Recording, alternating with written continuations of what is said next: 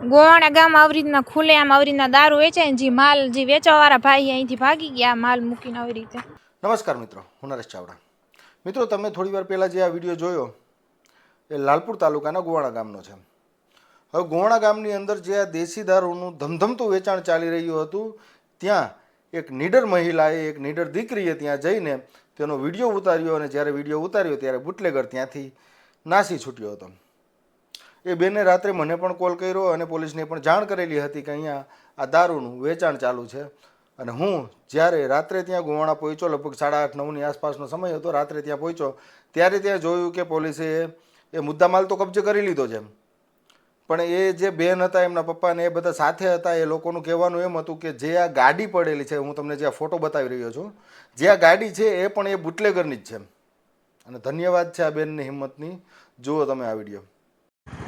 અરે આમાં ઊભો રહ્યો તો ખાલી અહીંયા ગોવાણા ગામમાંથી આ દારૂનું વેચાણ થાય છે. આ બધા પ્રૂફમાં છે.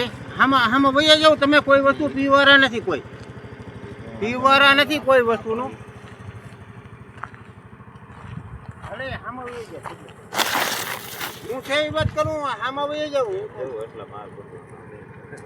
અરે પણ પીવાળા નથી. આ છોકરી ભેગા અમે આવ્યા છીએ, બરાબર.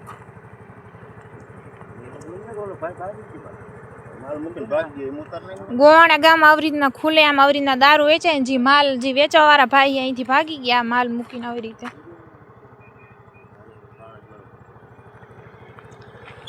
ના, તમારે ઊભું તો પડે. એમાં કોઈ વસ્તુ નહીં. તમને કઈ સીતારામે તમને બોલાવ્યા છે, બરાબર.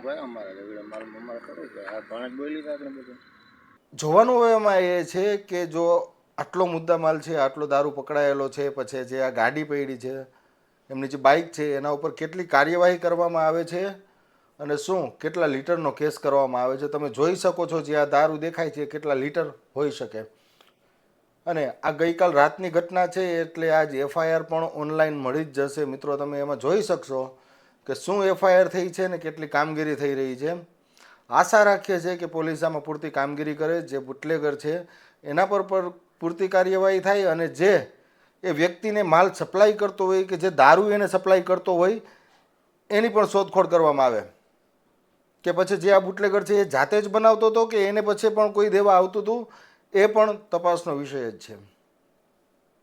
જનતા જાગૃત થઈ રહી છે, ગામો ગામથી અવાજ ઉપડી રહ્યા છે. મિત્રો, હું બધાને એક આહ્વાન કરું છું, બધાને એક નમ્ર અપીલ કરું છું કે તમારા ગામમાં પણ જ્યાં જ્યાં આ દેશી દારૂ કે કોઈ પણ આવી ગેરકાયદેસર પ્રવૃત્તિ ચાલતી હોય, નિડરતા બતાવો, એના વિડીયો ઉતારો, એના ફોટા લ્યો, પુરાવા એકઠા કરો અને એને ખુલ્લા પાડી દો, જેથી કરી સમાજની અંદર જેવા દૂષણો છે એ પૂરતી રીતે નાબૂદ થાય.